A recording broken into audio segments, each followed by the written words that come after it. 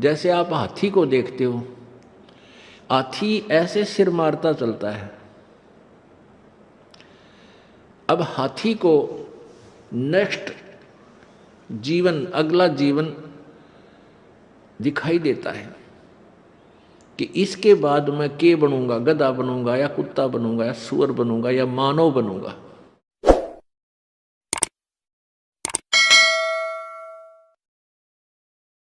तो सिर मारता चलता है। किस समय सिर मारता है? जब वो पकड़ दिया जाता है, जब वो किसी मनुष्य के काबू आ जाता है, उसके ऊपर बैठ के इतना लंबा छुरा लेकर, अंकुश लेकर बैठ जाता है, उसका सीधा ठोकर जब बकवाद करता है, तो तब वो सिर मारता चलता है। नो खड़ा खड़ा भी सिर मारता रहता है। अब वो ये सोचता है वह बड़ा फंसा, बहुत फंसा मैं, और जय इब का मनुष्य शरीर मिल गया तो पूर्ण संत की, पूर्ण परमात्मा की भक्ति करूंगा, पूर्ण संत की खोज करके और सही भक्ति करके अपना पीछा छुड़वाऊंगा।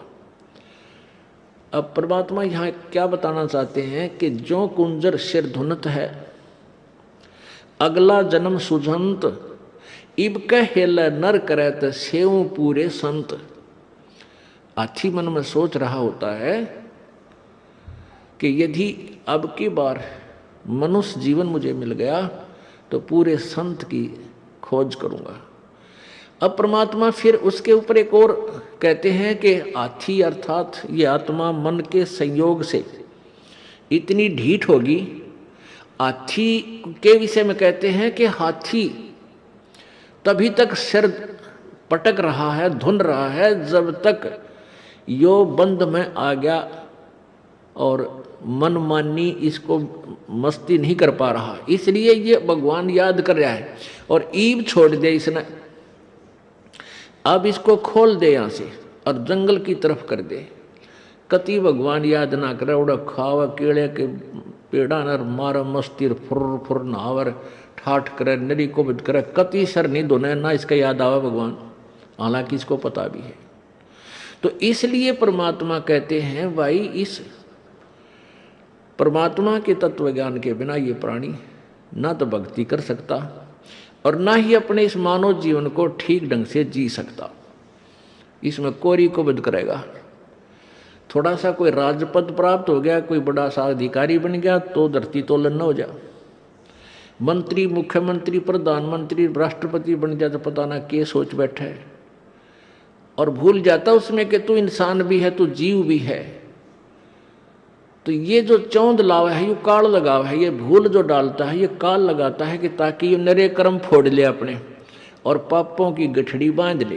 क्योंकि अच्छी आत्माएं पूर्व जन्म की होती हैं, वो ही कोई उच्च पद, अच्छा धन प्राप्त करती हैं। तो वो अच्छी आत्माओं से नरे पाप करवा कर उनको नीच आत्मा बनवा देगा। और जो दुखी हैं वह तो पिछले, जो गरीब हैं, रोगी कोडी हैं, वो तो पिछले जन्म के पहले ही पाप नरे इकट्ठे कर रखे।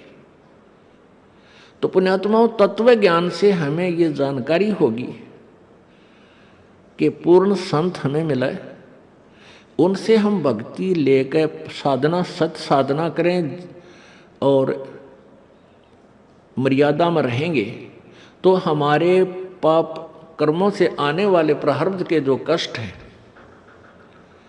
वो पाप भी कट के हमें सुख होगा। यानी आप पर आने वाली आपदाएं, संकट भी दूर होंगे, आप निर्धन भी नहीं रहोगे, आप धनी बन जाओगे। एक तो आप यहाँ के भौतिक सुख के, भौतिक धन के धनी बनोगे और आध्यात्मिक धन के भी आप धनी बनोगे।